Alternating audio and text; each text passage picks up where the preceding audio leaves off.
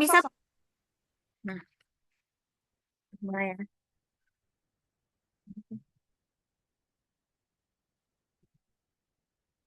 Assalamualaikum warahmatullahi wabarakatuh. Selamat pagi teman-teman sekalian. Di sini kelompok kami akan mempresentasikan tentang sistem kepegawaian, perlindungan hukum dalam sistem kepegawaian di Indonesia, mata kuliah hukum kepegawaian. Di sini ada saya sendiri sebagai moderator, Prita Kamela dengan NPM 23.402 dan ada rekan saya Sarifah Fadila dengan NPM 23.085 dan Indah Aulia Amran 23.075 yang berhalangan untuk on cam dikarenakan sedang sakit. Baik, pada tanpa berlama-lama lagi, mari kita mulai presentasinya. Kami persilahkan kepada pemateri pertama untuk memulai presentasinya. Silakan. Baik, terima kasih moderator. Di sini saya akan menjelaskan mengenai pengertian. Sistem kepegawaian merupakan komponen fundamental dalam administrasi publik yang menentukan kualitas pelayanan kepada masyarakat. Efektivitas dan efisiensi pemerintahan sangat bergantung pada bagaimana negara mengelola sumber daya manusia di sektor publik. Yang pertama, transformasi sistem kepegawaian di Indonesia terus mengalami dinamika seiring dengan meningkatnya tuntutan efisiensi birokrasi dan fleksibilitas dalam penyelenggaraan pelayanan publik. Yang kedua, tata pemerintahan yang baik atau good governance. Menurut hukum kepegawaian, harus mampu mewujudkan aparatur sipil negara yang profesional. Yang ketiga, dalam sistem ketatanegaraan, keberadaan lembaga-lembaga independen tersebut pelembagaannya harus disertai dengan kedudukan dan peranan atau role serta mekanisme yang jelas.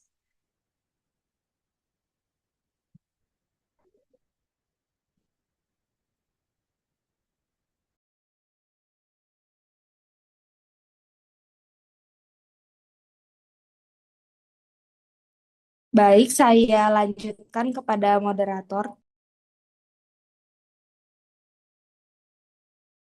Baik, selanjutnya ada ruang lingkup. Ruang lingkup ada atau sistem kepegawaian mencangkup beberapa hal penting seperti pengangkatan pegawai, pembinaan karir, disiplin dan sanksi, hak dan kewajiban, perlindungan hukum, hingga pemberhentian pegawai.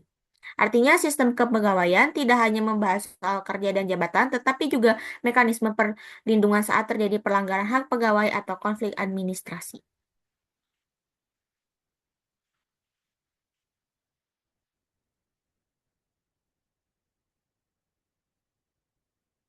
Baik, untuk slide selanjutnya, boleh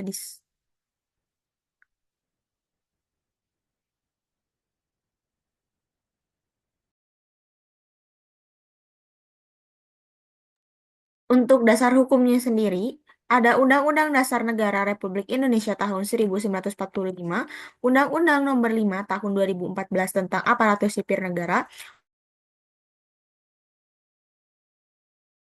Peraturan Pemerintah atau PP Nomor 11 tahun 2017 tentang Manajemen PNS, dan PP Nomor 49 tahun 2018 tentang Manajemen PPK, PP Nomor 94 tahun 2021 tentang Disiplin PNS, dan Peraturan Menteri PARB tentang Pengembangan Karir, Jabatan Fungsional, dan Sistem Evaluasi Kinerja. Untuk slide selanjutnya akan dilanjutkan oleh rekan saya.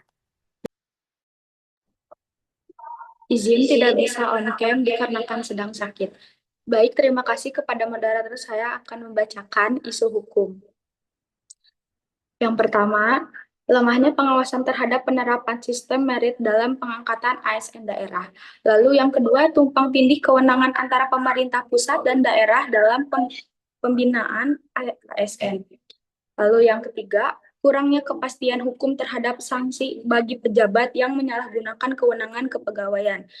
Lalu yang keempat, hak-hak kepegawaian seperti jaminan pensiun, perlindungan hukum dalam sengketa administratif, dan kesepakatan pengembangan karir. Lalu yang terakhir, mekanisme penyelesaian sengketa yang belum optimal. Karena sebagai besar perlindungan hukum masih bersifat administratif dan belum komprehensif melalui peradilan.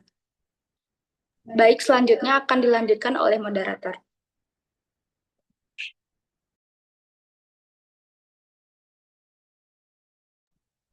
Baik, langsung saja Baik, kepada selanjutnya. bagian itu.